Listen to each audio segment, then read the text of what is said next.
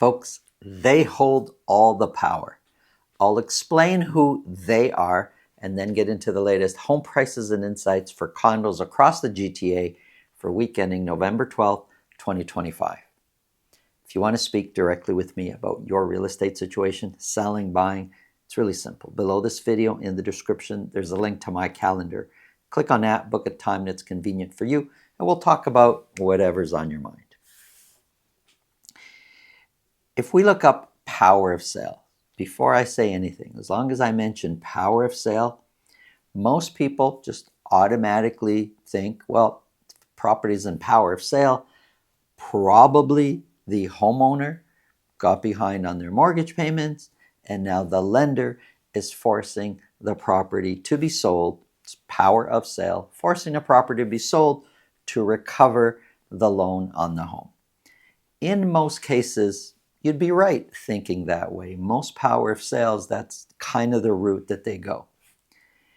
If you look up right now, condos that are under power of sale on the MLS, you'll see some that are under power of sale being sold, but they don't have any mortgages.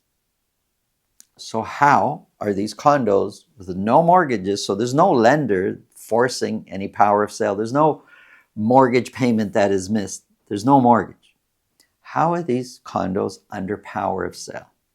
Well, when you look up the seller that's forcing this power of sale, it's the condo corporation of the building that has forced these units to be sold under power of sale.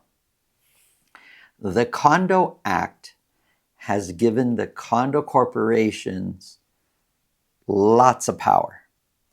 And in certain situations, they could force the sale of the condo, specifically, for example, if maintenance fees are not paid. Now, I'm not suggesting 1 month you don't pay the maintenance fee and tomorrow your condo's for sale. That's not what I'm suggesting at all. But I'm also trying to let you understand that you really should take these maintenance fees seriously because the condo corporation really holds the power. And they've got, their routine that they got to follow and their administrative points that they need to cover to recover the maintenance fees. But they can, if they want, put your condo under power of sale. If we were to do an exercise and I say, let's say you have financial constraints, like things are just really tough for you, as a lot of people are experiencing these days out there. And I was to list a whole bunch of expenses, you won't be able to pay them all. And you'll have to choose which ones not to pay or kind of put less priority on. If I list things like mortgage payment, car payment, food, maintenance fees, gym membership, whatever the case may be, maintenance fees, for a lot of us, will kind of say, well, that's not as important, say, as mortgage payment. I'm telling you that the condo corporation doesn't see it that way. The maintenance fees is vital for that condo corporation running that building. And your situation of deciding I'm not going to pay the maintenance fees for a few months till I kind of get things back on track, the consequences could be severe. So before you decide to do something like that, I would speak with your real estate lawyer, get advice from that person as to the power that the condo corporation actually has. But you really, really should take the maintenance fees a little bit more seriously if your plan is to just put them to the bottom of I will pay later list. If you think this video can help somebody you know, please pass it along. And if you get value from what we're talking about, subscribe. Now, let's get into the numbers.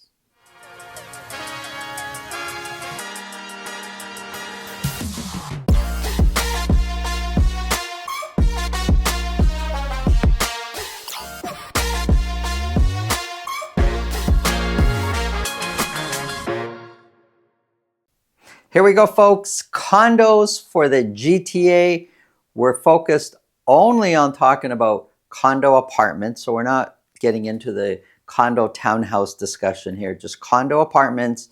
And we're breaking the areas down to condo apartments sold in the city of Toronto, sold in York region, and sold in Peel region. We're going to be looking at the data for those. Real quickly here, I've got 3 months on the board here of average sold prices, and the most up-to-date numbers are as of November the 12th, week ending November the 12th. This is weekly data, and the difference between the average price of a condo in Peel versus the city of Toronto, a little bit more than $177,000. So just that alone puts certain people out of the budget to buy in one area and will look to buy in another area. If we start off with the city of Toronto, for week ending November the 12th, 147 condos were sold. 17 of those sold at $1 million or more. Now, every year, and I'm going back to a year ago, but every year, at some point in the fall market, sales take a turn going down, and they go down all the way to the end of the year. And sometime in January, they start to pick up again. We saw it last year. We see it every year. I think it started now that we should be seeing fewer and fewer sales as we head down to year end. Average sold price over the fall period, not really seeing much of a change. If we compare to prices at different times of the year, in the early year and then in the spring, for sure, we're lower, not by much, but we're lower when it comes to average sold prices. But currently, average sold price is sitting at $691,000. It looks like to me, up and down, but overall, it's pretty flat as far as where average prices for condos have been over the fall period. Compared to last year, 691 is 5% lower. The median price of 565,000 is 10% lower. The dotted line, that's a 4-week moving average. And if we look at the last 3 months since basically the beginning, well, not fully 3 months, but since the beginning of the fall, we can see average price and median price, not by much, but it's kind of flat or down slightly, barely noticeable. So there isn't really a big change. 147 were sold, 15% of those, so not a lot, sold at list price or more, but 147 sold. Sitting on the market, available for sale, so active listings, is 5,292. Based on how many sold, really only 2.8% of all available condos actually sold. Think about that number for a second. Of all the available condos for sale, 2.8%, only 2.8% actually sold. If we look at, just in comparison, City of Toronto, the detached market, 4.7% actually sold. And 4.7% is not that big of a number. Just goes to show you how condos are performing. Less than 3% are actually selling every week. Listings, overall listings trending down, which is it just expected at this time of the year. And months of inventory for the City of Toronto sitting at 8.3 months of inventory. I suspect that months of inventory is now starting to increase, and we'll see that as we see fewer and fewer sales. Here's the city broken down into 9 different sections. The whole city averages out at 8.3 months of inventory. So pretty much a buyer's market, but some areas are outperforming other areas. If we look at High Park, Parkdale, 21 condos were sold. Months of inventory is 4.1, half than the city average, really outperforming the whole city. Etobicoke, also 25 were sold. So these are some of the higher sales. 5.5 months of inventory. Downtown, where we see the most amount of sales, 41 were sold, but months of inventory is 9.7, actually underperforming compared to the whole city average. Let's look at condos from a perspective of 1 bedroom versus 2 bedroom. Now the 1 bedroom are included in that data is the 1 bedroom plus den, and the 2 bedroom I'm about to show you after this is 2 bedroom plus den. So the 1 bedroom, 70 were sold. Sales are trending down. Average sold price for the fall is also trending down, but this week's sale average price did jump up to $546,000. Now I'm putting the data out here on a weekly basis, but you shouldn't base any decision on specifically what happens in 1 week. We're looking for trends. We're looking to see the direction over a certain amount of time. So yes, average price did jump up, but overall, average price for 1 bedroom condos has been trending down over the course of the fall period. Compared to last year, $546,000 is 9% lower. Here are the 2 bedrooms, and again, these are 2 bedrooms plus 2 bedroom plus dens are in this data. Sales dropped versus the previous several weeks. We were hovering in the mid to low 80s selling every week, but for week ending November 12th, sales dropped down to 64 2 bedroom condos being sold. Average sold price is $797,000. Also looks like to me average price for the fall slightly trending downwards. Compared to last year, $797,000 is 11% lower. When we compare the two, well, the sales, the orange, that's the 1 bedroom, the blue, that's the 2 bedroom, not a big difference in sales. Months of inventory for 1 bedroom is 7.3, for 2 bedrooms is 8.8. Part of the explanation of why is the months of inventory different when sales are pretty similar, well, it's price point. There's a $251,000 difference in average price between the 1 bedroom and the 2 bedroom. When we look at cost per square foot analysis, week in and week out, the two ranges of square footage where we see the most sales are between 600 and 699 square feet and 700 and 799 square feet. These two price ranges amount for the highest percentage of all condos being sold. And when we look at the cost per square footage, it ranges between $740 to $855 per square foot. So when you look at that and you're thinking, what's a condo going to cost me?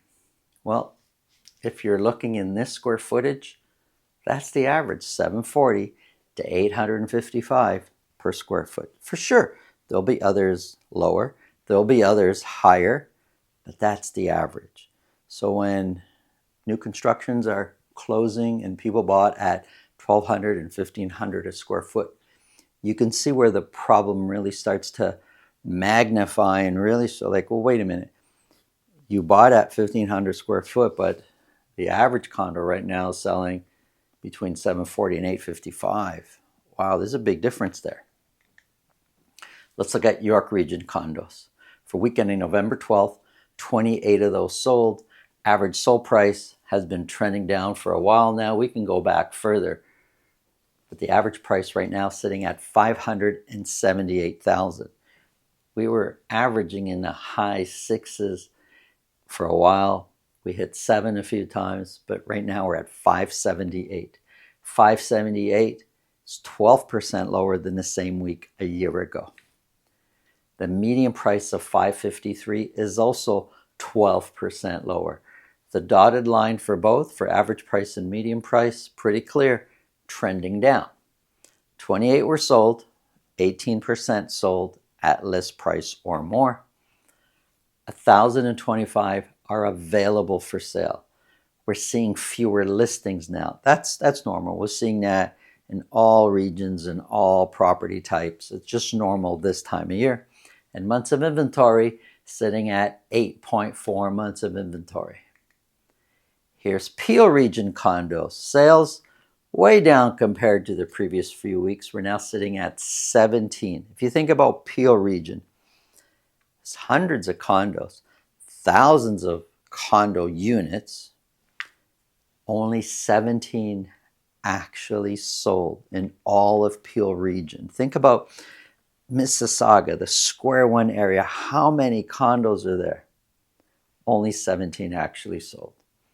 Average sold price, although it's climbed up from the previous couple of weeks to currently sitting at $514,000, that's kind of where we've been hovering for the month of October. Just over 500,000 is where prices have been. Compared to last year, 514 is 10% lower. The median price of 512 is 7% lower than the same week a year ago. We said 17 were sold, not many, only 18% sold at list price or more. Listings did jump up. For most areas, we see listings coming down, but from one week to the next, they did jump up in Peel region for condos. Active listings also climbed. Overall active listings are down, but there's 1,019 available condos for sale, but we said only 17 sold. Months of inventory climbed way up to more than a year. There's 13.8 months of inventory sitting out there right now, just in Peel region. When we look at all the months of inventory, very clear, we're in a buyer's market. Lots of choices out there. Some areas, way more choices than other areas, but still, lots of choices. It is a buyer's market when it comes to condos. Thanks for watching. Have an awesome day.